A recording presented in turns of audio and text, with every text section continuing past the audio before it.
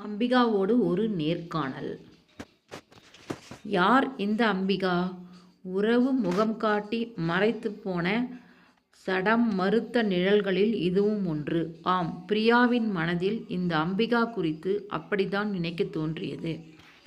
புற்றீசல் போல் கிளம்பி வரும் இந்த நினைவுகள் முழுதும் உளுத்துப்போன வெறும் சங்கதிகள் மட்டுமே. அதில் ஒன்றாகவே இவளும் ஒரு பிரசித்தி பெற்ற பல் டாக்டராய் இருக்கிற அவளுக்கு பல் குறித்து சங்கதி எல்லாம் அத்துப்படி. இதற்கு மேலே உன்னதமான வாழ்க்கை சத்திய அனுபவங்களுக்கு முன்னால் இவள் வெறும் நிழல் புள்ளியே. அவள் பிரியாவுக்கு நெருங்கிய உறவாக இருந்தாலும் பார்த்து பழகிய முகமாக அவர் இல்லாமல் போனது விதி செய்த சதி. உன்னதமான மன உணர்வுகளின் சங்கமத்தையே காண முடியாமற் போன ஒரு வெற்று நிழல் வாழ்க்கை அவளுக்கு மட்டுமல்ல, பிரியாவுக்கும் கூடதான். சேற்று மண் குளிக்கும் ஒரே குடும்பத்தில் வாழ்க்கைப்பட்ட பாவம். அவளை பிரியா நேர்முகமாய் சந்தித்து அந்த கால கணக்கு ஒரு யுகம் போலாகிறது. 20-25 வருடங்களுக்கு முன்னதாக ஒரு நாள் பிரியாவின் கணவர் சந்துருவின் வீட்டிற்கு போக நேர்ந்தபோது அந்த சின்னஞ்சிறு வீட்டு முற்றத்தில் நிழல் படர்ந்த மாமரச் சோலை நடுவே அவளும் புருஷனுமாக கைகோத்து கொண்டு உலா வருவதை அவள் காண நேர்ந்தது. அவள் கணவன் கேசவன் தாதிரியர் கல்லூரியில் படித்து ஓர் ஆண் நர்ஸாக யாழ்ப்போதன வைத்தியசாலையில் பணிபுரியும் வேளையில்தான் இருவருக்கும் இடையில் காதல் மலர்ந்ததாக யாரோ சொல்லித்தான் பிரியாவுக்கு தெரியும். அவளை பொறுத்தவரை அவ்வீட்டு சங்கதிகள் மறைபொருளாகவே நடந்தேறும். சந்துருவுக்கே உறவு நெருக்கமற்று எடுபடாத ஒரு கைபொம்மை போலதான் அவள். இந்த லட்சணத்தில் இவள் யாரோ அம்பிகா யாரோ தான். அதன் பிறகு பிரியாவுக்கு அவளை காண சந்தர்ப்பம் வரவே இல்லை. இப்போது அவளின் முகமே மறந்துவிட்டது. பிரியா நாட்டு சூழ்நிலை காரணமாக இடம்பெயர்ந்து குடும்பத்தோடு கொழும்புக்கு வந்ததே எவ்வளவு காலமாகிறது. அண்ணன் சந்துருவை பார்க்க கேசவனும் அபூர்வமாக தான் எப்போதாவது ஒரு நாள் வந்து போவான். மற்றபடி குடும்பமாக வந்ததே இல்லை. சில வருடங்களுக்கு முன்னால் திடீரென்று ஒரு நாள் மாரடைப்பு வந்து அவன் இறந்து போனான். அந்த இழவு வீட்டிற்கு போய் துக்கம் கொண்டாடி திரும்பி வருகிற மனோநிலை அவளுக்கு வரவே இல்லை. பரஸ்பர உறவு நெருக்கம் இல்லாமல் போலியாக வாழ்ந்து பொய்யாக நடிக்க நேர்ந்ததால் குற்ற உணர்வுதான் மிஞ்சும். அவளை உறவாக ஏற்றுக்கொள்ளாமல் மூளையில் தள்ளிவிட்டு வேடம் கட்டி ஆட நேர்கின்ற இந்த பாசாங்குத்தனத்துக்கு உடந்தையாகி போய் சேறு குளிக்க மனம் வராமலே அவளின் இந்த கரை ஒதுங்கி போன நடத்தையையும் கை கழுவி விடுதலும் தன் சுய இருப்புக்கே பங்கம் விளைவித்த மாதிரிதான் இதுவும் என்று அவளுக்கு பட்டது. இது நடந்து சில வருடங்கள் கழித்து சந்துருவும் இறந்து போனாள். அவள் தலையில் விழுந்த இடி இதுபோல் பல உண்டு. அது நிகழ்ந்தபோது அந்த மரணச் சடங்கை அவளும் அவள் பிள்ளைகளுமாக தனியாகவே நின்று நடத்தி முடித்தார்கள். யாரோ சந்துவின் கடைசி தம்பியாம் கதிர் என்று அவன் பெயர் கூட மறந்து போச்சு. அங்கு வந்து முகம் காட்டிவிட்டு ஒரு நொடியில் மறைந்து போனான். இதனால் பெரிய விழுக்காடு ஒன்றுமில்லை அவளுக்கு. அம்பிகாவுக்கு இது தெரியுமோ என்னமோ, அவள் பக்கத்திலேதான் இருக்கிறாள். வெள்ளவத்தையிலிருந்து தெகிவலைக்கு வருவதனால் அரை மணி நேர தியாலம் போதும். ஏன் வரவில்லை அவள்? ஓ, புரிகிறது. பழிக்கு பழி நான் போகவில்லை என்றுதானே அவளும் வராமல் போனாள். ஒரு வார்த்தை போனில் கூட அவள் பேசவில்லை. அவள் மனதில் என்ன நினைத்து கொண்டிருக்கிறாள்?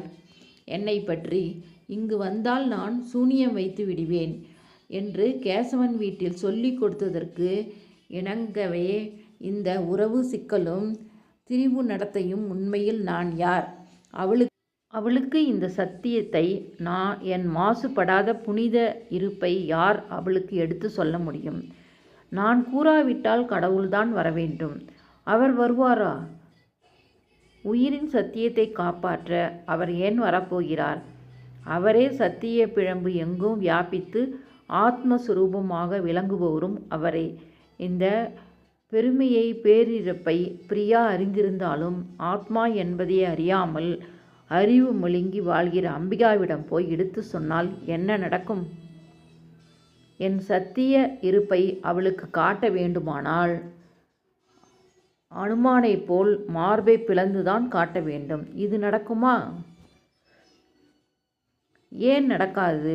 வாழ்க்கையே ஒரு புதிர்தான். புதிருக்குள்ளிருந்து பூதம் புறப்பட்டு வந்தது போல் மயூரபதி அம்மன் கோவிலில் அவள் தரிசனம் கிடைத்தது. மம்பலப்பெட்டி மாணிக்க பிள்ளையார் கோவிலிலிருந்து காலை 8 மணிக்கு தொடங்கிய மகளிர் அணியின் பால்குட பவனி ஊர்வலம் பகல் 11 மணிக்கு தான் முடிந்தது. வழமை போல கோவிலில் வழிபாடு செய்ய பிரியாவும் அப்போது அங்கு வந்திருந்தாள். அவர்கள் அந்த பால்குட கதாநாயகிகள் நீண்ட வரிசையில் ஊர்வலமாக வரும்பொழுது பிரியா வழிபாடு முடிந்து வாசலில் நின்று அதையே பார்த்து கொண்டிருந்தாள். இடைநடுவே அபிராமியின் முகம் தெரிந்தது. உன்னிப்பாக பார்த்தால் சந்தேகமில்லை, அவளேதான். உடல் வருத்தி கால்கள் களைக்க பால்குட பவனி நேர்ந்து வைக்கும் அளவுக்கு வாழ்க்கையில் அவளுக்கு என்ன பிரச்சனை வந்திருக்கும்? அதுவும் தையில் தூக்கி வைத்து கொண்டாடிய காதல் கணவனோடு வாழ்ந்தவள். அவளுக்குமா பிரச்சனை? இதை யாரிடம் போய் போய் கேட்குவது? அவள் என்னோடு முகம் கொடுத்து பேசுவாளா என்று கூட தெரியவில்லை. முயன்று பார்ப்போம், நல்லதே நடக்கும். எல்லாம் முடிந்து பெரும் களைப்புடன் வெளியே வரும் கூட்ட நெரிசலில் அவள் முகம் தெரிந்தது. கிட்ட வந்து விட்டாள். இதோ முன் நிற்கிறாள். சிரிக்க தோன்றாமல் அவள் பிரியாவை பார்த்ததும் முகம் திருப்பி போக முற்பட்டபோது தடுத்து நிறுத்தி அன்பாக ஆதரவாக பிரியா கேட்டாள், என்ன பேசாமல் போறியேல்? என்னை தெரியாதே, நீங்கள் யார்? கிழிச்சது. எவ்வளவு கிட்டத்து சொந்தம். உன்கிட்ட ஆசை காதலின் அண்ணன் பெஞ்சாதிதான். இது கூடவா தெரியாது? உங்களோடவே பழக, ஏன் உங்களை பார்க்கவே கூடாது என்றுதானே கேசவன் சொன்னவர். இது யார் சொன்ன வேதம்? எனக்கு தெரியாது. நீங்கள் செய்வினை செய்கிற ஆள் என்று கேசவன் மட்டுமில்ல, அவையலுமே சொல்லி போட்டினம். என்ன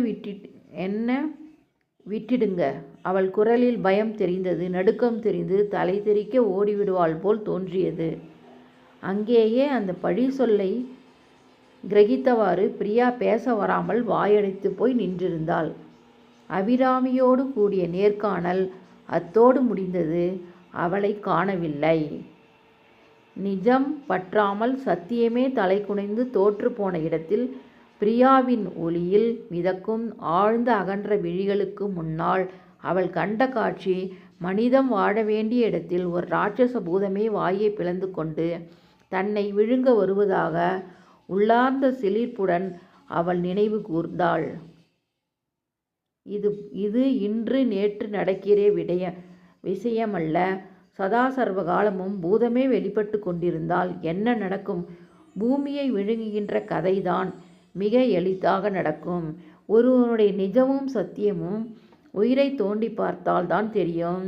அதுவரை இருட்டு சூனியம் வெறிக்க இருளையே பார்த்து கொண்டிருக்க வேண்டித்தான். இந்த இருள் கண்ணை மறைக்கும் போது காட்சி உலகமில்லை, கனவு இல்லை, கடவுள் மட்டும்தான் என நினைத்து அவள் தன்னையே ஆசுவாசப்படுத்தி கொண்டாள். அந்த அமைதியாக மேலோங்கிய சுய இருப்பில் அவள் கண்களுக்கு முன்னால் எல்லாமே பூதம் குலுங்குவது போல்